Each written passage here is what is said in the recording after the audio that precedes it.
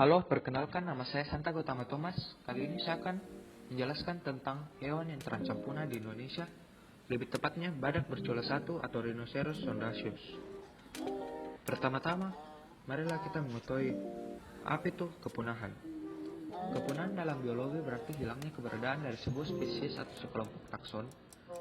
Waktu kepunahan sebuah spesies ditandai dengan matinya individu terakhir spesies tersebut, walaupun kemampuan untuk berkembang biak tidak ada lagi sebelumnya.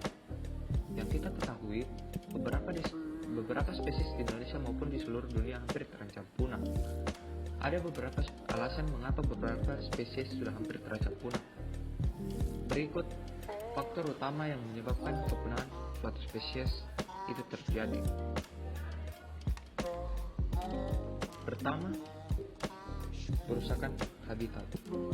Perusakan habitat adalah alasan nomor satu yang membahayakan suatu spesies, baik itu hewan ataupun tumbuhan.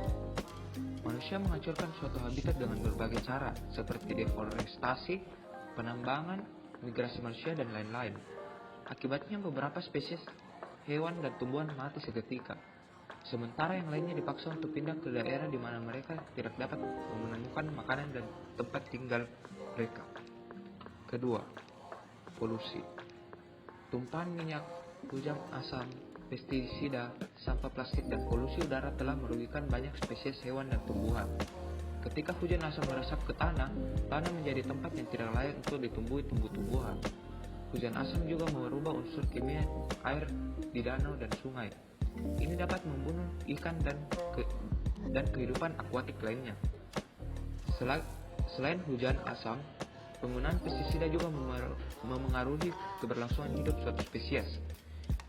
Di Minnesota, Amerika Serikat, banyak amfibi memiliki kaki ekstra atau anggota badan yang hilang karena cepat lahir akibat paparan bahan kimia yang disemprotkan ke air untuk membunuh nyamuk.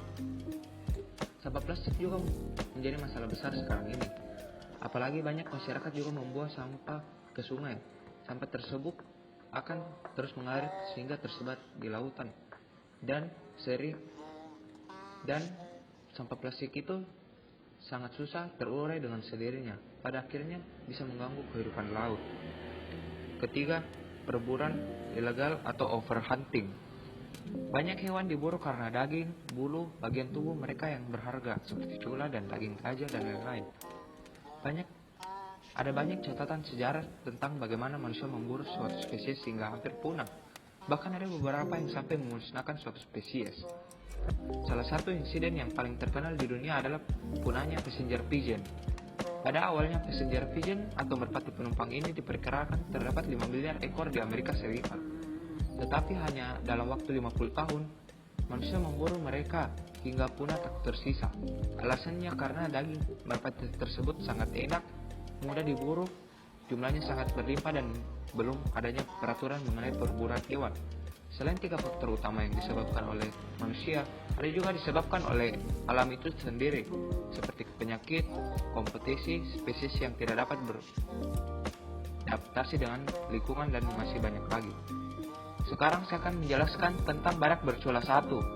Badak bercula satu adalah anggota famili Rhinoceratidae dan satu dari 5 badak yang masih ada. Badak ini masih termasuk ke dalam genus yang sama dengan badak India dan memiliki kulit bermosaik yang menyerupai baju baja.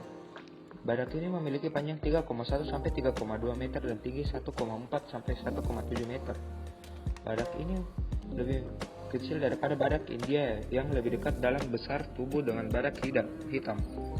Ukuran culanya biasanya lebih sedikit daripada 20 cm, lebih kecil daripada cula spesies badak lainnya.